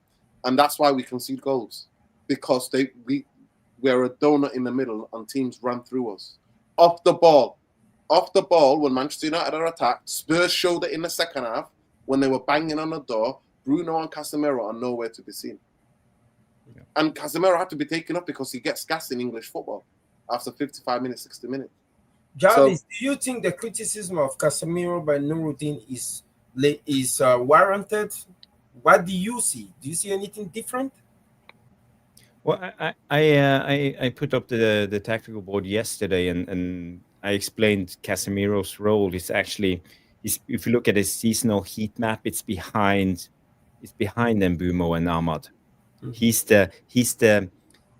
He's the guy who's actually covering for Ahmad's weaknesses, because he's not doing his defensive job all the time. So we have Casemiro in that area. If you look, if you don't believe me, go look at the heat map of Casemiro yourself. You see there's a big green spot on the right side behind our number 10 and the wing back. So this is Casemiro's role. People think that Casemiro defends centrally, but he's not. He's on the right. This is where he is at the moment. But I think with a more balanced team, with a more defensive right wing back, it would free up the issue with the central line, us getting overloaded, because we always have to move a lot. We're getting dragged out of positions. So there's so many parts of this jigsaw to get it right, and it's on the eye. Yeah, it looks like the midfield is vacated, but there are other reasons for this. Not just blaming it all on Ahmad. We have a big problem, even bigger when it comes to Dalot. He's a calamity of itself, and But Jarvis, can I say something to you? I understand what you're saying, and I agree to a certain extent. But I'm sorry to say, when I look at the individual duels for the balls in the midfield, how teams can come through us and how they actually bring wingers to say, come centrally. We saw it against the Nottingham Forest. Hudson-Odoi was told, come inside and actually pick up the ball, and he kept running at our back 3, back 4. So we're weak in the middle because they cannot tackle. And Casemiro is so transparent when he wants to tackle. He slides from 15 yards away. He starts sitting on what are we doing here? Yeah, but no, when you watch that game, that Nottingham Forest game, I think they were playing a 4-2-3-1. And when Hudson-Odoi comes... He went back to the left. Let me just finish. In the first half, the most danger was coming from him, him and Gibbs White, both acting as number 10s, picking up the ball. They did exactly the same thing what Fulham did to us. Yes. Overload in the middle and actually pass it to the guys who can run with the ball and take the ball. Second half, he went back out wide. And he was beating Ahmad and crossing the ball to one of the whatever. That's what he was doing. But at the end of the day, when you have Jarvis, Rani, and the rest of the people, when you have players who are midfield, who are quick and can cover ground, they can do that. The whole team should shift. We don't do the shift, the shift that everybody goes across. And that's why I believe playing two in midfield is dangerous unless you've got Semenyo kind of monsters. Do you understand what I'm saying to you, Jarvis? Yeah. Defensively. Yeah. Forwards but this is what I'm trying to say. I think we need players who can both attack and defend. We have now a defender on one side and an attacker on the other side. I think we need more balance. Well, you're asking for David Beckham. You're asking for David Beckham and Ryan. That will be brilliant. Why you guys just say this is the way I saw it? We got the time machine sorted out, Jarvis. This is the way I saw it, right? Amorim knows that we are. If you notice, we are right side heavy. We are being right side heavy in attacking, and this is by design, is by instruction by Amorim, because he wants to attack with Ahmad and Mbeumo. But if Ahmad is hugging the touchline at the same level as Mbeumo, that means that somebody have to cover that corridor on the same line as Mbeumo, not on the touchline. And that somebody is Casemiro. Because if you draw a line from Mbeumo all the way down into our area, that's Casemiro right behind him. That's why Casemiro is where he is. And now to compensate for that, he can move Bruno all the way forward to the right. But that's the reason also Dalot doesn't go up. Or whoever played there, either Dalot and Luke Shaw, one of them is tasked to come a little bit more inside. So that there will be a bit more, we'll have a little bit more coverage on that side when Casemiro moved to the right-hand side. Now, the issue I think we have, that's why I don't want to necessarily look at Casemiro, because I know he's old, his leg are gone. Casemiro but is brilliant. We're not even a team that play high up the pitch. So we will be looking at Casemiro's recovery pace and seeing people burn past him.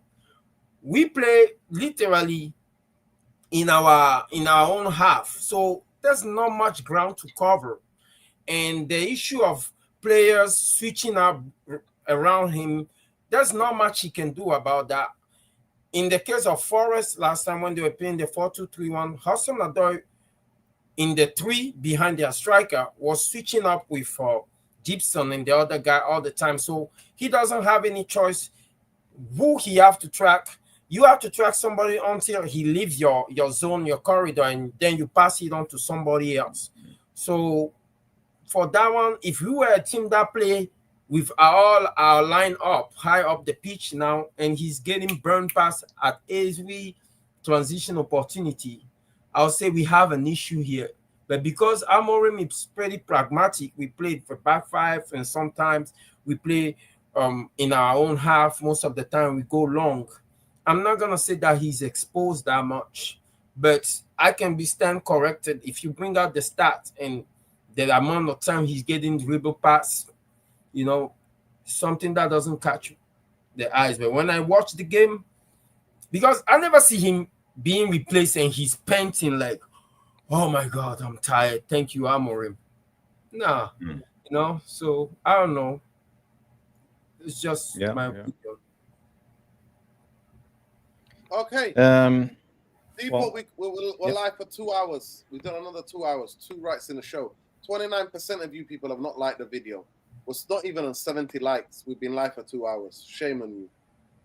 Come on, people. We're going to go to a couple of questions that Jarvis earmarked before. I just want to go to it quickly and say this. Question both of you. Do you think Manchester United need to recruit more English players? I don't care where you're from. If you're from Timbuktu, wherever else you're from. I care the about... issue is you have the homegrown rule. That's the thing we have to take into account. The homegrown rule, and in a squad of 25, I think we could have like 16 people not from UK or Britain, and the rest needs to be homegrown. Yeah, and also if FIFA, I don't know why FIFA are keeping the AFCON as a winter, because that means clubs are going to hate their African players from leaving. That means Manchester United cannot buy African players, really.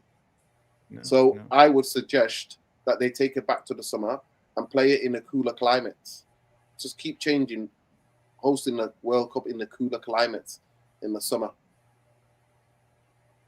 But you know, I think the homegrown rule is something you have to take into account, because we got to remember, like people like Maguire, like Luke Shaw, they're running out of contract. We sold last summer.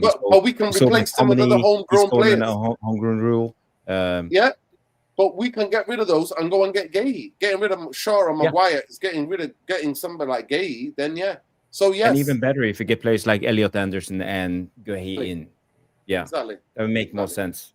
I mean, the question, you can look at the question different way, if he's loaded or not. I mean, if he changed the sentence with maybe could recruit more Premier League players, I'll be inclined to agree with him, because we know the difference between the Premier League and the other league, and how other players from other leagues, when they come here, it tend to work out. But at the same time, even if there is a nationalistic tone to it, you cannot also blame him either, because if you look at Bayern, for example, most of the players, they're German, and they use their elite club. Every league actually use their elite club like a farm system for the national team. And at the end of the day, everybody want their national team to do well on the world stage. Yeah. So you can say no to that. Yeah. But people, listen, we're gonna have to go. Nobody's liking the video, but we try to provide clear content. Big up to Jarvis for jumping on. Appreciate you. If you want to have a laugh, go and watch the first 5-10 minutes of the show. I was on my way back from the cinema in my friend's car, and it was quite funny because nobody could see me. You can only see my teeth because I'm that dark. I am that dark. That's all you could see. But it is what it is, people. I am that dark. Your teeth are that white. My teeth are that white. But yeah, big up Jarvis. Appreciate you. Make sure you check out Jarvis at Tactical Devils, BOLE 77 on X, Twitter, whatever you want to call it. Make sure you check out Marwan Luwani 1979 on X as well. But make sure you check out the Tactical Devils channel. When are you going to be live tomorrow, Jarvis? You going live tomorrow, you and Stu? Yeah, Stu and I doing a tactical show Thursday night. Looking ahead around, to Everton? 9 p.m. Yeah. Looking ahead to Everton. Jump on if you are around. I'm around, so, yeah. Are you looking ahead to the Everton game? Yeah, it will be the Everton preview. I will look at it. I have some interesting takes when it comes to David Moyes. I remember last time we played him, it will be a lot about how he overloads the sides. It's about coming centrally and moving outside, creating overloads with even 4 or 5 players. I talked about exploiting Ahmad. I think we will see it in another level when it comes to this Everton game with David Moyes. He will do everything it takes to pinpoint Ahmad and move those players out. He will double up on both left back and left winger, plus probably Garner coming out and the striker coming out at the same time. So there will be 4 players in Ahmad's area where he have to defend. So I hope Amorim has a plan to defend against this, because David Moyes, he's been around. If there's some manager we know, it's David Moyes. So that will be interesting. Get Beto on Maguire and we win. Get Maguire on Beto, and then we win. Yeah. People, big up. Make sure you check out the Tactical Devils show tomorrow at 9 o'clock. Stu Jarvis will be live. If I'm around here, I'll definitely jump on as well. And have a look at that. Big up to Jarvis for jumping on. Appreciate a lot of these people tune in already, so I see a lot of familiar name in the chat. So big up, people. Big up. Yeah, big up, people. We're shadow banned.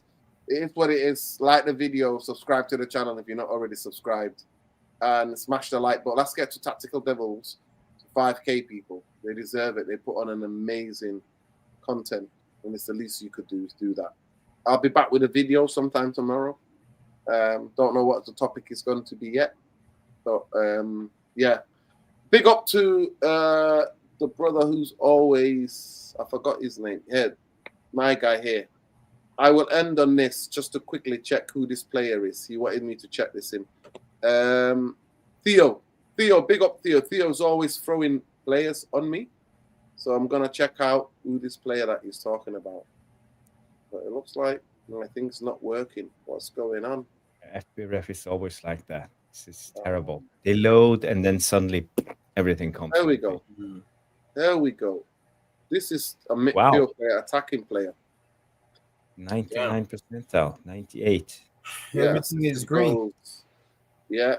And progressive carries. Ooh, yeah, he's a perfect Amorim player. Yeah. Tackles and carries. Yeah. Defensively. What is he? A winger? What's his role? His position, I'll show you. He's saying defensive striker. Defensive forward. Okay, so he's a midfield forward, left-footed. He's an 8.5. Yeah, midfield, left-footed. That's what he's 21 years old, Belgium. Plays for Strasbourg. But there we go. We like to give a little present. Ineos, do we still have a connection with Strasbourg? No, we have with Nice in France. I didn't know we had a thing with Strasbourg. It was Nice in France that he owns. Jim Glazer. Jarvis Rodin, why are we doing three at the back? Why our academy and the second row team are playing a complete not doing it system? Well, nobody knows, my friend. Nobody knows genuinely. It is what it is. One thing about what you say about Van Gaal, he made sure he put cameras on the training ground to see the other coaches, the youth coaches, were coaching the same system as he wanted. He was watching them. The next day, he was like, okay, who's doing what? That's what he did when he came to United. Louis Van Gaal. He made sure that they were coached. All the youth teams were coached exactly the same way with the formations, and the different the system was exactly the same. So he can grab players from the youth team and on the 21s. But that's where we go, people. You would think that if he's supported, if Amorim had 100% support of the board, this will be implemented from the grassroots of United. So at least we have, and we know that he's rolling forward. We're rolling the program fully. But it is what it is. No. The end product for the academy is not to implement players into the first team. It's to sell them. So we want to give them a system that they will be used to when they come to other clubs. You know, this is how the club is run by now. It's a business. The academy is how we make money. 100%. That's how we make money. Academy. Let me just say this. 7 hours ago, apparently, Fabrizio Romano said Manchester United are looking for a winger, number 10, that is electric, skillful, and talented and fast. And they got Semenyo's picture. But it is what it is. There you go, Jarvis. Noradin, I have the show for you tomorrow if you want to.